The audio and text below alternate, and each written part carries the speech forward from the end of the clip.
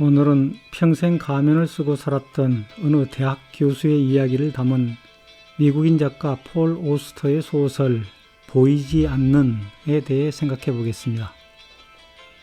이 소설의 줄거리는 프랑스 비밀 공작원인 대학 교수의 사악한 사회생활을 폭로해 가는 과정입니다. 악마들은 자신의 본 모습을 보이지 않게 하기 위해 그럴듯한 가면을 쓰고 다닙니다. 교수나 박사라는 가면도 악마들이 매우 좋아하는 가면입니다. 가면의 존재를 알아채고 그 뒤에 숨어있는 민낯을 꿰뚫어보는 능력이 분별력이고 통찰력입니다. 은밀하게 전쟁을 부추기고 살인을 저지르는 교수는 더러운 돈을 많이 가지고 있습니다. 그 돈으로 책만 좋아할 뿐 아무것도 모르는 대학생 워커에게 거액을 제시하며 잡지를 창간하자고 꼬드기기도 하고 성적 만족을 얻기 위해 돈으로 여인들을 유혹하기도 합니다. 하지만 평소에 독서를 많이 하며 분별력과 통찰력을 길렀던 대학생 워커와 여인 세실은 속지 않습니다. 여인 마고도 처음에는 속지만 곧 대학 교수를 떠납니다. 내가 뽑아놓은 소설의 문장들을 낭독해 드리겠습니다. 나는 사람들이 많이 모이는 곳은 기피하는 경향이 있었다. 왁자지껄 떠들어대는 사람들의 소음이 싫었고 잘 모르는 사람들 앞에 가면 부끄러워하며 당황하는 나 자신의 우물쭈물한 모습도 싫었기 때문이다. 물론 가야죠. 그가 말했다. 나는 그런 작은 저녁 모임을 아주 좋아합니다. 즐겁게 참석하겠습니다. 큰 모임은 그를 불편하게 하지만 보이지 않는 허영심과 자존심의 용광로가 우리 인간의 내부에서는 씩씩 소리를 내며 끓고 있다. 그는 나치와 제2차 세계대전 얘기도 했다. 그러면서 히틀러가 미국을 존경하는 데에는 다 이유가 있는데 미국을 유럽 정복의 모델로 삼았다는 놀라운 이론을 내놓았다. 미국과 독일의 유사성을 한번 살펴보라고 보른이 말했다. 그 유사성은 사람들이 생각하는 것처럼 그리 황당무계한 것이 아니야. 인디언 몰살이 유태인 몰살로 바뀌었고 천연자원을 개발하기 위한 서부 확장이 나치로서는 동유럽 확장으로 바뀌었다.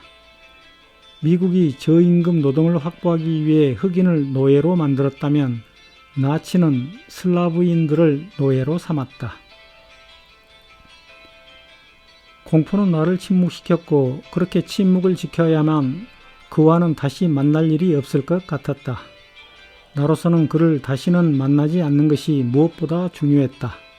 나는 보른을 내 인생에서 영원히 제거해 버리고 싶었다. 공포란 좋은 것일세. 공포는 우리로 하여금 모험을 감행하게 하고 또 우리가 머무는 통상적 범위를 초월하게 해준다네. 안전한 땅 위에 서 있다고 느끼는 작가는 가치 있는 것을 생산하지 못하는 법이지. 그는 나를 자신과 동급의 인물로 보았기 때문에 늘 나에게 존경과 호의를 보여주었다. 거만하기보다는 수줍음을 타는 편이 오히려 낫고 숨막히는 완벽함으로 모든 사람을 압도하는 것보다는 약간 허술하여 상대방을 안심시키는 것이 더 낫다. 그 괴괴하도록 조용한 서고에 들어서는 순간 일종의 비현실감이 너를 엄습해왔다. 그것은 내가 거기에 있지 않은 듯한 느낌, 너라는 신체 속에 내가 더 이상 존재하지 않는 느낌이었다. 주변 모든 것이 낡아서 스산한 느낌이 드는 것 따위는 전혀 문제가 되지 않았다. 워커는 젊었고 이 방에서 자신을 새롭게 개조하겠다고 생각했다. 이 소설에는 여자 주인공 마고와 세실이 등장합니다. 마고가 오른손으로 내 얼굴을 살짝 만지면서 자기 자신한테 잘해요 라고 속삭였다. 산만한 그녀만의 방식으로 희미하게 미소를 띠며 그녀는 그의 양뺨에 따뜻하게 키스를 한 뒤 맞은편의 의자에 앉았다. 늦게 온 것에 대해서는 사과를 하지 않았다. 그런 일로 사과할 사람이 아니었고 사과를 기대하지도 않았다. 마고에게 자기 생각만 하지 말고 남의 생각도 좀 하면서 살라고 말하는 것은 바람 보고 더울 때만 불어와 달라고 말하는 거나 마찬가지였다. 세실은 단순히 기계적으로 암기하고 있는 것이 아니었으며 여과되지 않은 광대한 정보를 섭렵하는 능력을 가진 아주 우수한 학생이었다.